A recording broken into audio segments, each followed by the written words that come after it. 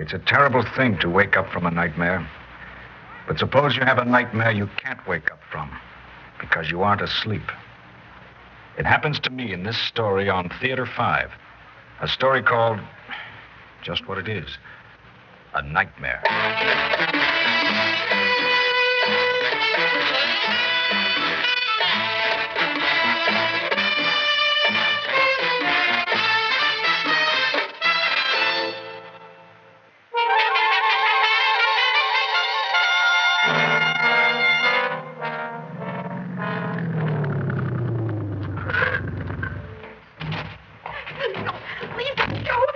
What's that? Help! Oh, help! Let me go! Let go of me!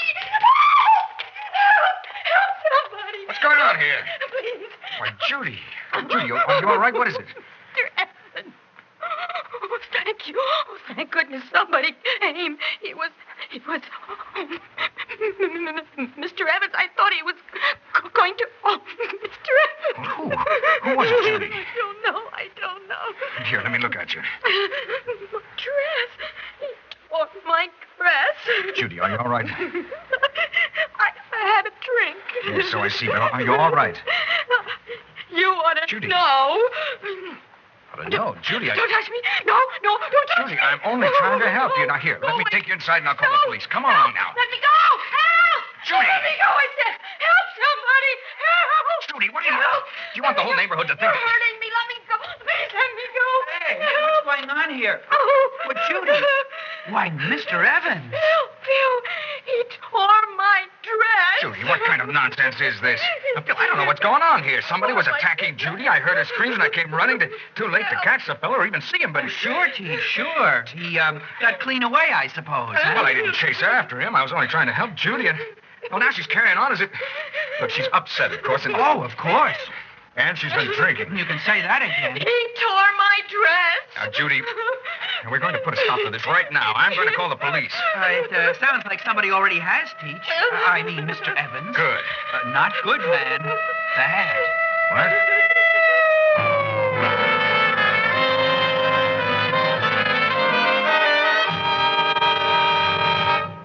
Now, Sergeant, if you let me explain this from the beginning. Name? Charles Evans. Address? 317 East Andover. Now, as I was saying... Sergeant, Occupation? history teacher at Coolidge High. Now, Sergeant... Married? No. Age? Sergeant, 34. Okay. Now, your story is... It is not my story. It's the truth. Now, this young lady here... You know her? Well, of course I know her. She's one of my students. This boy, too. Her parents know she was out with you. She was not out with me. Now, Sergeant, are you going to listen to what I have to say or not? The kid said she was out with you. I can't believe it. She have any reason to lie? Well, it must be the shock. Whoever attacked her mussed her up considerably. I can see that. And she's been drinking. She says you got her drinking. Oh, she's out of her mind. Sergeant, have I been drinking? Don't look that way, but that don't prove anything. You ever been in trouble before? No. And I'm not in trouble now. Well, I'd say you were. Sergeant, can't you get Judy in here? Let me talk to her. Now, she's had time to calm down, and I'm sure she can straighten this out. She probably doesn't have any real idea of what she said when the officer brought us in. She was hysterical and in a state of shock. Okay. Send the girl in. The boy, too. Cigarette? No, thanks. Well, don't smoke either. I didn't say that. Oh, come in. Come in. Now, young man. Philip Talmadge, sir. Okay. Sit there. And, young lady. Judy McIntyre. Mr. Evans, I'm terribly sorry. I really am. Oh, thanks goodness. Now we can make some sense out of this. I'm sorry this had to happen. I know you didn't mean to. I mean, well, gosh, I suppose I never thought of you as a man. I mean, well, history's such a dry subject, isn't it? And, well, I just didn't know you'd turn out to be so sexy. Judy, what in the name of heaven are you talking about? Sergeant, I came home and From where? Well, from doing some work in my office at the school. Anybody see you there? I don't know. Not that I know of. Now, listen. I came home. I got out of the car. I heard a girl scream out and cry for help. I ran over, and when I got there, she was alone, still screaming and crying out and looking the way you see her now. I tried to calm her down.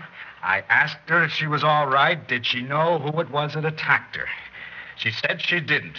And then she began crying on again. Now, I was trying to quiet her down when Phil came here running up. Now, that is the truth and nothing but the truth. So help me God. Maybe you ought to give him the benefit of the doubt, Sergeant. Doubt? Well, the way you tell it, maybe that's the way it happened. I don't know. I only know what I saw. Judy was sure putting up a big struggle. Now, why would she be doing that if Mr. Evans, was only trying to help her? I mean, it doesn't make sense, does it? None of this makes sense. Now, Judy, I want you to think back very carefully over what really happened to you tonight. Now, this ain't a classroom, Mr. Evans. Judy, suppose you tell me what happened. And I want the truth now. Oh, Sergeant, I'm really sorry. I really am. I didn't have any idea anybody would make such a fuss. Can't we just forget it? Forget it.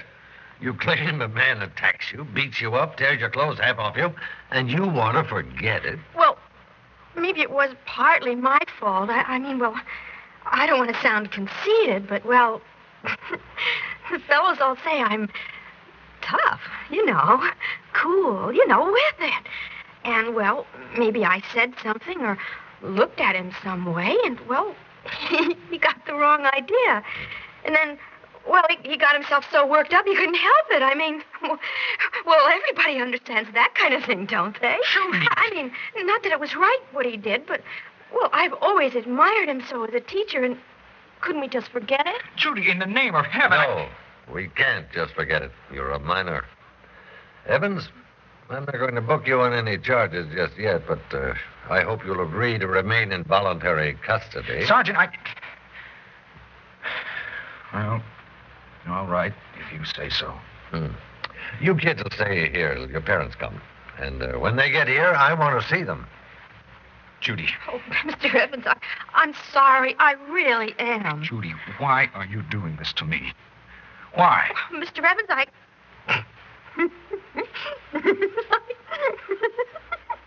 don't know what's the matter with me. I guess I'm so tired. Judy, Why? Did you say why?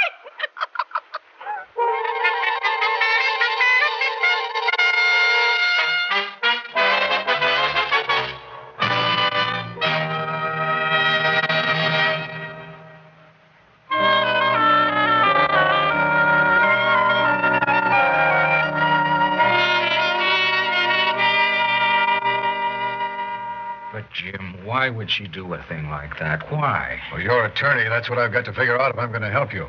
Wouldn't you give any explanation? Wouldn't or couldn't. She was hysterical. Giggling anyway. I could have wrung her neck. Well, can you think of any reason why? No. And I've racked my brains trying to. There must be some reason. It doesn't make any sense otherwise. It certainly wouldn't make sense to a judge. Jim, how do you think it looks for me? I don't know, Charlie. It's their word, Phil's and Judy's, against yours. And Judy's appearance. It would help if we had a witness, but we don't. At least we don't so far, and I'm still working on it. That and anybody who might have seen Judy earlier in the evening. What about her parents? Just what you might expect.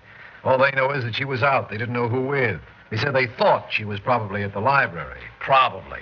Well, I guess they're pretty upset. Actually, I don't think they'll press any charges. I get the feeling they're pretty leery about anything Judy might do or say. But in any case, we've got to know what's behind all this. Maybe she's protecting somebody. Somebody who attacked her? Well, herself, then. Maybe the fella didn't attack her. Maybe she led him on a little, and then when things went too far, she got scared and started screaming for help to make it look like an attack. Then why accuse you? Why not the fella she was with? I don't know. Maybe he's her boyfriend. I've checked that. Her only boyfriend is her steady, Phil. Phil? Yeah. Didn't you know? No. Well, I guess that knocks that. He couldn't have been fooling around with her without getting messed up himself, and he wasn't. Funny he happened to be so close at hand, isn't it? He doesn't live anywhere near there. Yeah, I didn't realize. Exactly. That's why the most important thing for us to figure out is why. I don't get you.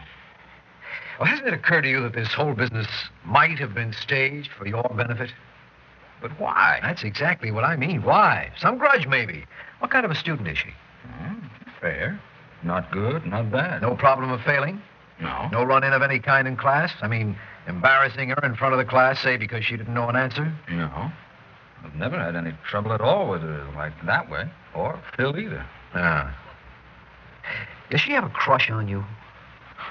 I've never gotten that impression. It could be that. And if she felt you slighted her or were laughing at her and she wanted to get back at you... No, I don't think so, Jim. She isn't the type. She's always with a flock of boys, steady or not. No, definitely not the shy, sensitive, adoring type. No, I don't think it's that. Well, it's got to be something. She surely wouldn't just do this thing for no reason at all. It doesn't make sense. That's what I keep thinking over and over. It doesn't make sense. Well, charges or no charges, Charlie. I'm afraid you're in for a tough rap.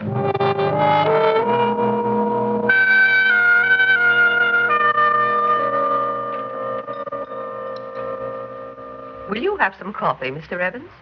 No, thank you, Mrs. Carter. Very well. Then let's get down to business. I'm sure you know why you're here. I have a fair idea, yes. I understand you were acquitted of the charges against you. There were no charges, Mrs. Carter. Technically, no. I realize the charges were dropped. Yes, for lack of sufficient evidence, among other things. But of course, the story is all over town. I don't hear all the gossip myself, but I suppose so. It was most unfortunate, I'm sure. I'm afraid we don't always abide by our own conviction that a man is innocent till proved guilty. Well, be that as it may, you understand that officially I have no authority regarding your contract with the high school. Yes, I understand. But as president of the Parents Association, I do wield a certain amount of influence, shall we say. In other words, the Parents Association could, if we deemed it suitable, bring pressure to bear on the school to buy up your contract. Yes. And you deem it suitable? Don't put words in my mouth, Mr. Evans. I beg your pardon. I will admit I've given a good deal of thought to the matter. It's true that you are, legally at least, innocent. Still, in any situation involving our children, we have to be very careful. I'm sure that if you had a child, you're not married, I understand. No. I think you might well give that some thought. Still, that is beside the point for the moment. But if you had a child, I'm sure you would want that child under the influence of a teacher who is above suspicion. Mrs. Carter, if you asked me to come here so you could give me an analysis of my character... There is no need to be rude, Mr. Evans.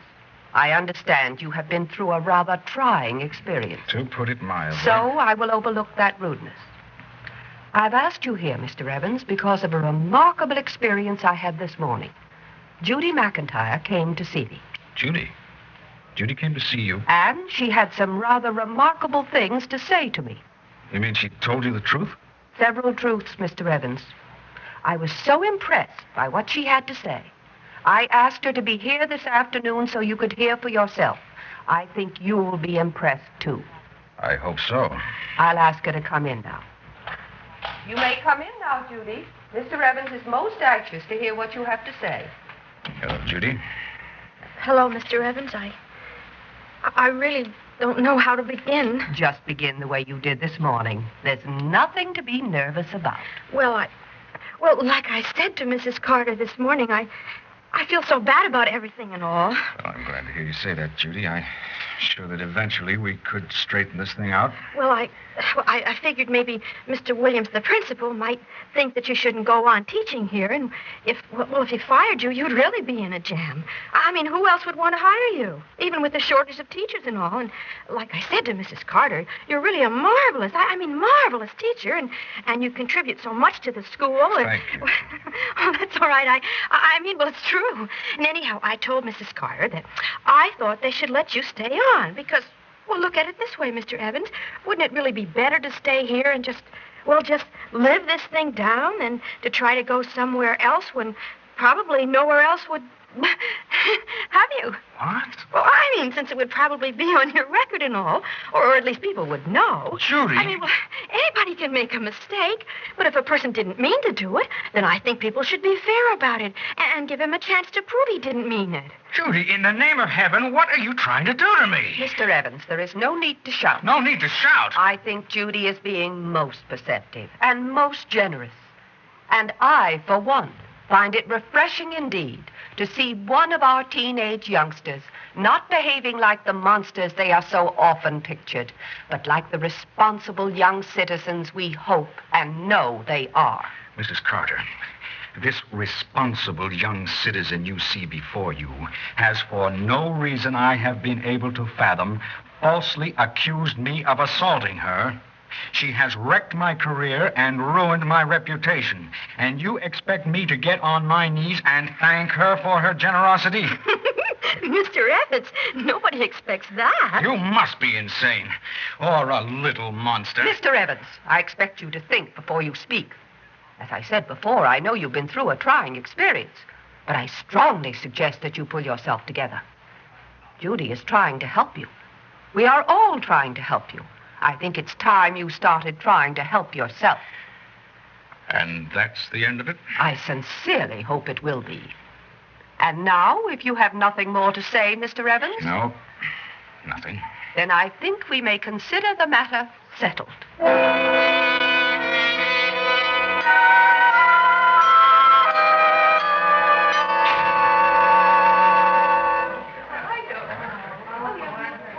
Judy. Oh, Mr. Evans. Oh, golly. I really don't think people should see you with me. Here in school, I mean. Judy, why? Why? Just tell me that. Listen, we shouldn't be talking right here in the hall, Mr. Evans. You should know better. Have I ever done anything to you? Offended you in some way? Mr. Evans, of course not. Don't be a stodge. Why? Gee, Mr. Evans, I don't know. Does there have to be a why? Look, I gotta go now. The guys are waiting for me. And like I said, I don't think you and me are just the coolest combo right now. Will you stop this insane giggling and give me a straight answer? I don't have any answer. We were just looking for something crazy to do. And, well, we did it. Just like that? Well, yeah. Why me? Oh, Mr. Evans. I know it doesn't sound as funny to you, but that's just what we said. Why, Mr. Evans? And then we said, why not? And that explains it. Well, sure. I mean, it wasn't anything personal, honest. Judy, do you have any idea what you've done to me? Well, yeah, but I fixed everything up for you, didn't I? I mean, you don't have to thank me or anything. It was just the least I could do. You could tell the truth. Mr. Evans, honest, you're the most.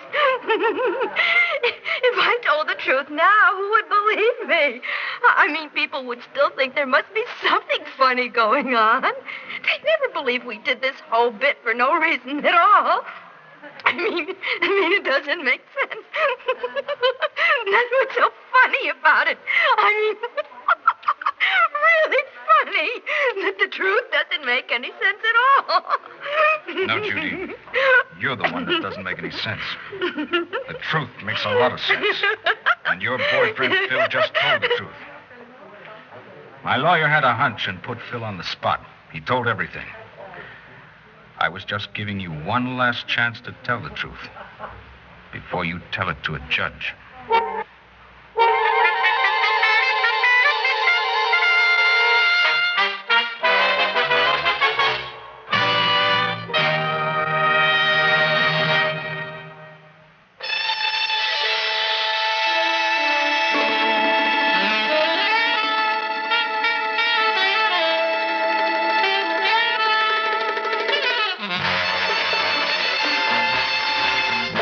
Theater 5 has presented Nightmare, written by Francis Rickett and directed by Ted Bell.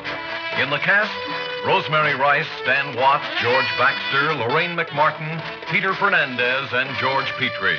Audio engineer Bill Sandreuter. Sound technician Ed Blaney.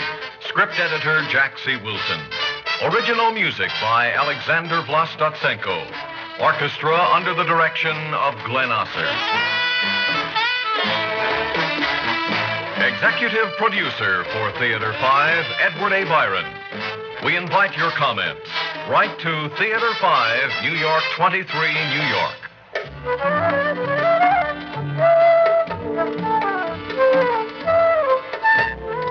This is Fred Foy speaking.